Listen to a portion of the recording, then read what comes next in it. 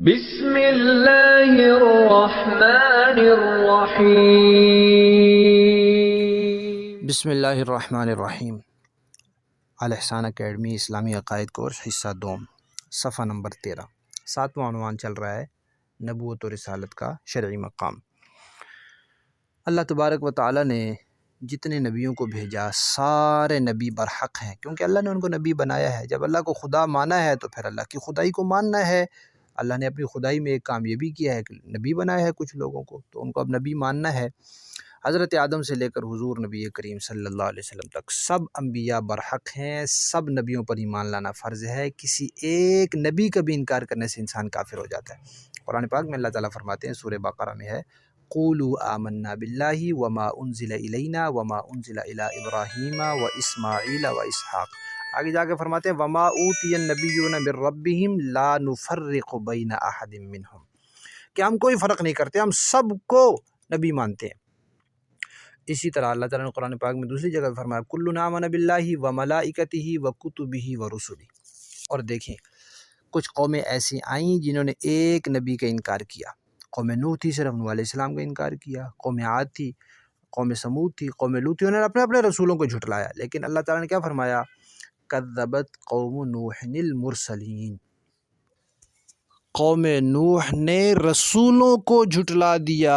کذبت عاد المرسلین، کذبت ثمود المرسلین، کذبت قوم لوط المرسلین، رسولوں کو جھٹلا دیا۔ تو اس سے پتہ چلا کہ کسی ایک نبی یا رسول کو جھٹلانا سارے نبیوں رسولوں کو جھٹلانے کے برابر ہے، اس لیے کہ سب کا مقصد ایک ہے، سب نبیوں کا دین ایک ہے، کلمہ ایک ہے، لا الہ الا اللہ۔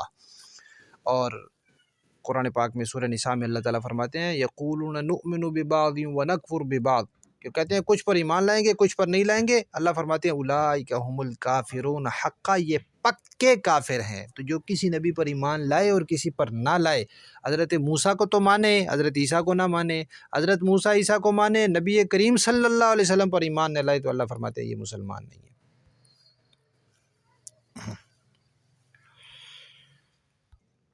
اس کے بعد ایک اہم بات یہ ہے کہ اللہ کی یہ جو مخلوقات ہیں، فرشتے، انسان اور جنات، انسان اور جنات جو ہیں وہ مکلف ہیں شرعی احکامات کے، اور فرشتے ہیں یہ احکام وغیرہ لاتے ہیں، اللہ کے کام، اللہ تعالیٰ جو ذمہ کام لگاتے ہیں وہ کرتے ہیں۔ اب ان میں سے جو جنات ہیں ان کا مزاج غیر معتدل ہے، اعتدال والا مزاج نہیں ہے، اور جو فرشتے ہیں وہ ہیں تو سراپا خیر خوبی پاک ہیں، لیکن ان کے اندر انسانی مزاج سے واقفیت نہیں ہے۔ تو اللہ تعالیٰ نے اس لیے فرشتوں کو بھی نہیں بنایا نبی، جنوں کو بھی نہیں بنایا، انسان کو بنایا، اس لیے کہ یہ مزاج بھی معتدل ہے اور انسانی مزاج سے واقف بھی ہے۔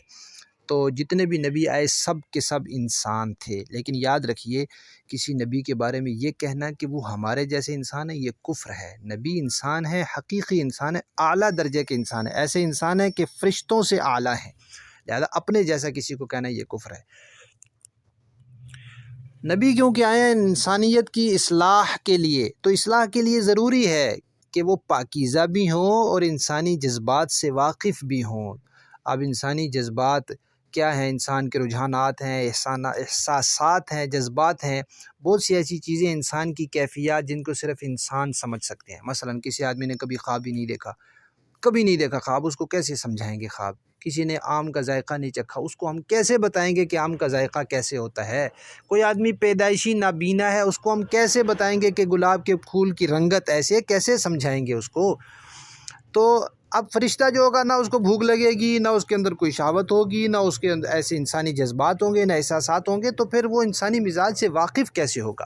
اس لیے اگر اللہ تعالیٰ کسی فرشتے کو نبی بناتے تو نبوت کا جو مقصد ہے وہ فوت ہو جاتا، وہ انسانوں کے لیے نمونہ نہ بن سکتا۔ لوگ کہتے ہیں ہاں جی، نہ تو آپ کو بھوک لگتی ہے، نہ آپ کی اولاد ہے، نہ آپ کے بچے ہیں، ہمارے تو کام کاج بھی ہیں، آپ تو کریں عبادت، ہم کیسے کریں؟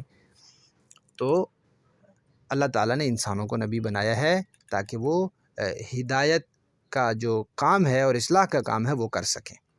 اس سے ہٹ کر ایک بات اور بھی ہے، اگر ہم یہ تسلیم کریں کہ نبی جو ہیں وہ فرشتے ہیں، تو فرشتہ اگر کوئی گناہ نہیں کرتا تو اس میں اس کا کیا کمال ہے؟ اللہ نے اس کے اندر وہ چیز رکھی نہیں، وہ کر ہی نہیں سکتا۔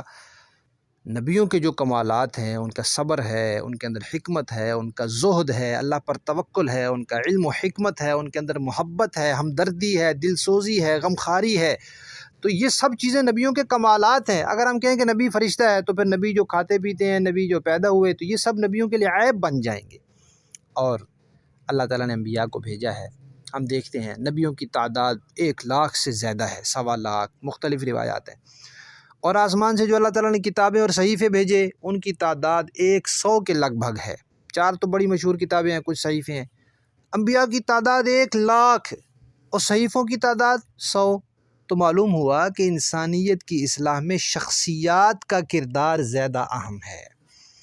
اور نبی جو ہوتے ہیں وہ ہر قسم کے گناہ سے معصوم ہوتے ہیں، نبوت ملنے سے پہلے بھی، نبوت ملنے کے بعد بھی، چھوٹے گناہ سے بھی، بڑے گناہ سے بھی۔ اور نبی کی اطاعت فرشتوں سے زیادہ پکی ہے، اس لیے کہ فرشتوں کی اطاعت کا حکم نہیں ہے اور اللہ کے نبی کی اطاعت کا حکم ہے۔ آخری بات کہ نبی براہ راست اللہ سے علم حاصل کرتا ہے، اس لیے نبی اپنی قوم کا سب سے بڑا عالم ہوتا ہے، اور ہمارے نبی چونکہ نبی الانبیاء ہیں، اس لیے وہ اللہ کے بعد سب سے بڑے عالم ہیں۔